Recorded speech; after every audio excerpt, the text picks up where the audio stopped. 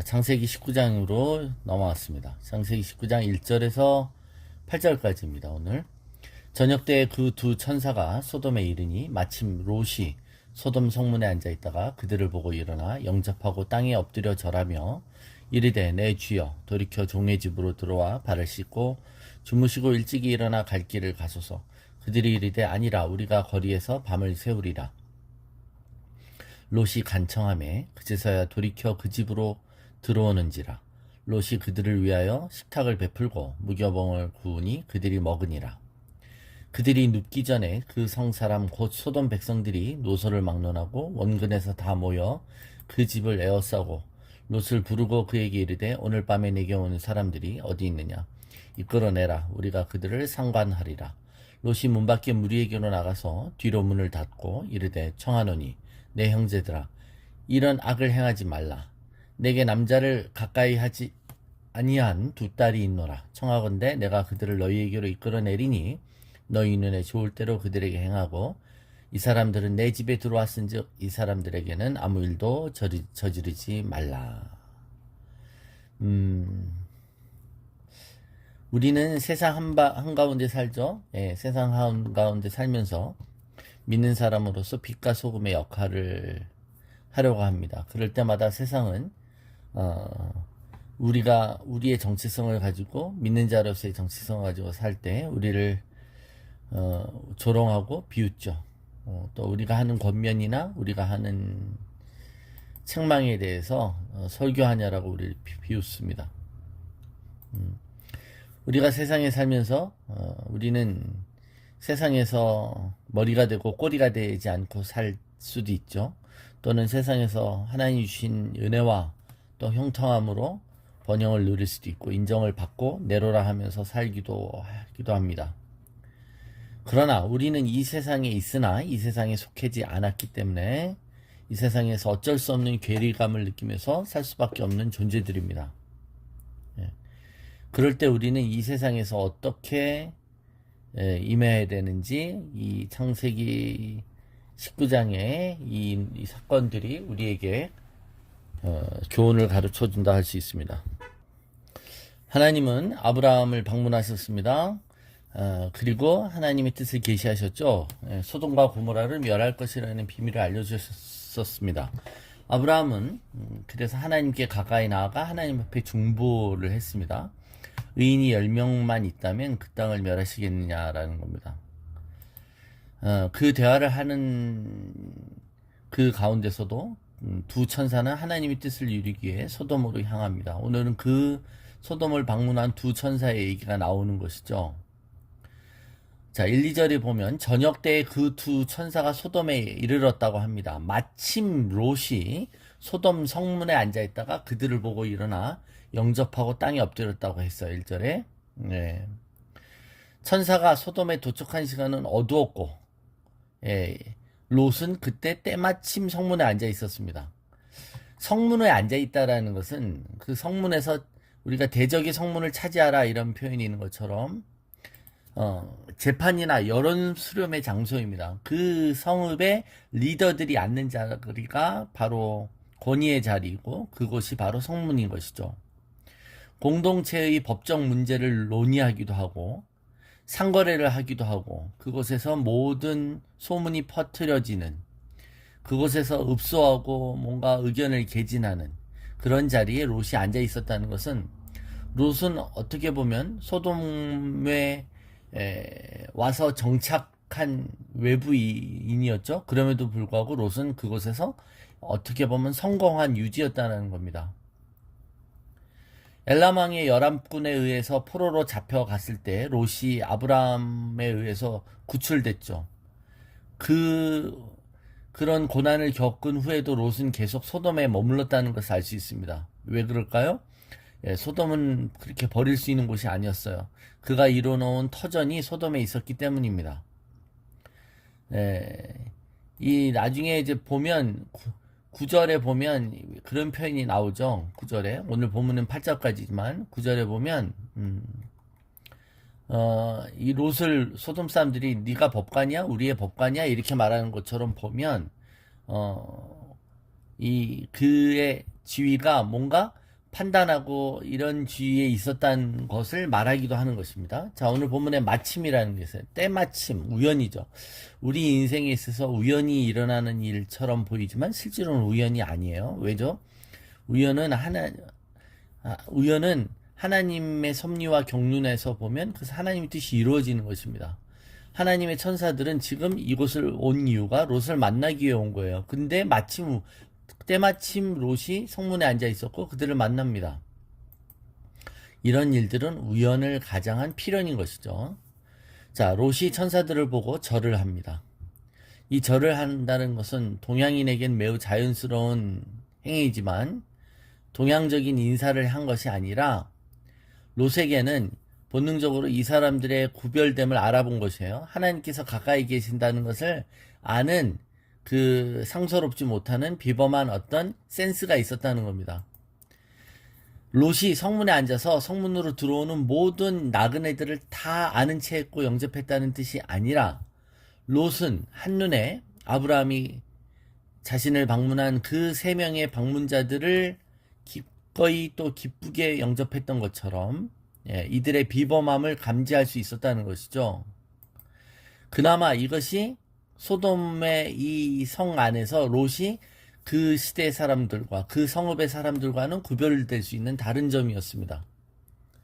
자, 이 나그네들을 소돔 사람들은 성적 유의의 대상으로 바라봅니다만 이 롯은 그들을 다르게 바라봅니다. 그리고 그들에게 집에 들어가기를 청합니다. 소돔 사람들을 알고 있기 때문에 천사들은 집의 초청을 거부하죠. 그냥 거리에서 자겠다는 것입니다. 자, 거리에서 지내는 것이 얼마나 위험하고 얼마나 어려움에 노출되는 것인지를 천사들이 모르고 순진하게 우리 그냥 거리에서 숙박을 구하겠습니다라고 하는 것일까요? 아닐 것이에요. 이 거절은 롯을 테스트하는 것입니다. 거절하시는 것처럼 보입니다. 그럴 때 적극적으로 나서야 하죠. 그렇죠? 자, 비범함을 센스하고 그리고 적극적으로 초청하는 이 과정. 하나님께서 우리에게 테스트하시는 이런 성경의 장면들이 많이 있죠, 여러분. 엠마오로 가는 두 제자가 예수님을 알아보고 기 전에 유하기를 청하잖아요. 우리하고 같이 유하십시다 라고 합니다. 그죠? 풍랑이 이는 바다에 배에 예수님이 물리를 걸어오셨을 때 지나가는 것처럼 하셨어요. 지나가는 것처럼. 그럴 때 제자들이 반응했습니다. 예수님을 보고 반응하자 그 배에 오르셨죠. 이렇듯 하나님은 어떻게 보면 우리가 적극적으로 초청하기 전까지는 우리를 거부하시는 것처럼 보여집니다. 자, 이제 천사들이 롯의 집에 들어갑니다. 하나님께서 누군가의 집에 들어가는 것, 누군가를 방문하시는 것은 그 사람에게, 그 집에 뭔가 하나님을 향한 것이 있었기 때문입니다. 그것이 무엇일까요? 그것이 바로 하나님을 향한 믿음인 것이죠. 하나님이 우리 집에 오시기를 우리는 간절히 원합니다. 그것이 바람이고 그것이 우리의 믿음인 것이죠. 그 믿음이 천사들이 집에 들어오도록 했습니다. 그러나 이것이 큰 문제의 발단이 되었습니다. 천사들이 이 집에 들어왔다는 소문이 사람들에게 알려지자 소돔의 백성들이 노소를 막론하고 4절을 보면 원근에서 다 모여 그 집을 에워쌌다라고 얘기합니다. 노소를 막론하고 와서 에워싸고는 요구합니다. 우리가 그들과 상관하겠다. 이 상관이라는 말은 섹스를 하겠다는 거예요. 그들과 성관계를 가지겠으니 그들을 내놓으라는 겁니다. 이것은 굉장히 깡패와 같은 거죠. 그들을 성폭력의 대상으로 삼겠다는 것입니다.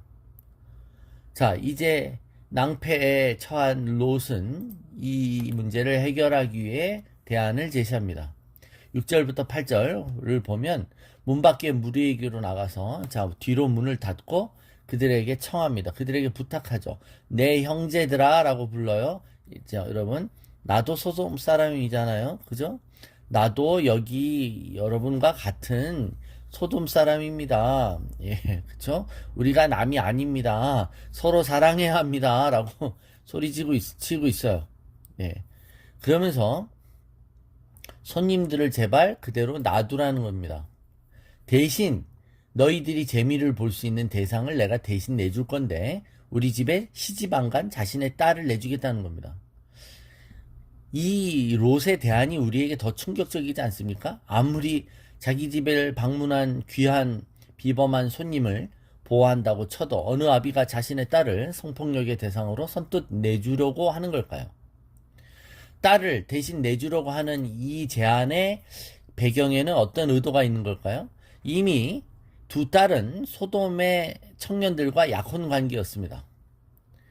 근데 그 약혼녀인 이 여자들을 만일 범한다면 그 예비 남편인 약혼남들, 즉 그들은 소돔의 사람일 거 아니에요.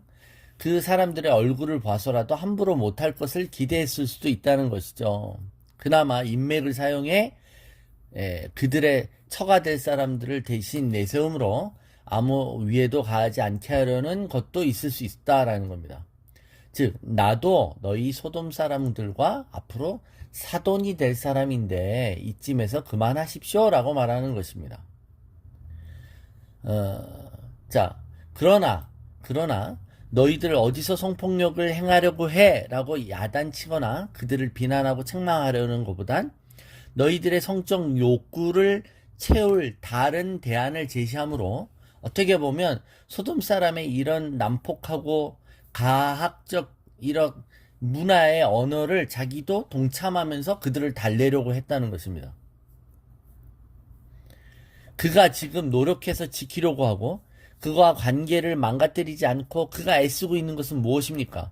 그가 현재 소돔에서 이루어낸 지위와 관계인 것이죠. 그죠? 여러분 우리가 세상 믿지 않는 사람들과 살면서 우리는 실제로 그들과 다르잖아요. 생리적으로 다른데 애써 그들에게 내가 너희와 다르지 않아. 나도 너희와 어울리려고 그래 하면서 이런 애쓰는 노력을 비참하게 하는 우리의 그런 자괴감이 들 때가 있지 않습니까? 예. 롯이 소돔의 죄악에 직접 동참하지는 않았어요. 그러나 롯도 어떻게 보면 자신도 모르게 이 사람들의 사상과 이 사람들의 어떤 관행에 물들지 않은 것도 아니었다는 겁니다. 믿는 우리도 세상 사람들처럼 죄를 즐기지는 않을지라도 그들과 같은 용어를 쓰고 그들과 같은 생각과 풍조와 사상에 물들어 있을 수 있는 것이죠. 그렇죠? 우리가 세상 사람들처럼 어떤 뭔가 중독되거나 알코올이나 마약에 중독되지 않아도 우리 마음속에 뭐 먹을 수도 있지, 할 수도 있지. 그죠? 동성애를 하지 않아도 동성애 해도 괜찮나? 라고 할 수 있는 그 애매모호함과 그런 날카롭지 못하는 이런 것들이 우리에게 나도 모르게 우리가 죄에 대해서 민감하게 대적하지 못하게 되고 우리의 믿음이 점점 더 무뎌지며 하나님에 대해서 잊어먹게 되는 그런 불신의 마음으로 가게 되는 것입니다. 어떻게 보면 이 짧은 이 사건과 이 대화를 통해 아브라함의 조카 롯이 믿음을 갖고 있었던 그가 소돔이라는 곳에 가서 살게 되면서 그 가정에 일어났던 변화와 그 문화의 어떤 스며듦 또 세상의 가치관과 혼동된 이 상태를 알게 될 수 있는 것이죠. 우리도 깨어 기도하며 우리가 이렇듯 이 음란하고 악한 이 세상에 나의 사고방식이 뭐 즐기는 게 뭐가 나빠 라는 것들이 우리 안에 있는지를 점검하고 바짝 정신 차리고 깨어 일어날 수 있는 저희들 되시기를 축원합니다.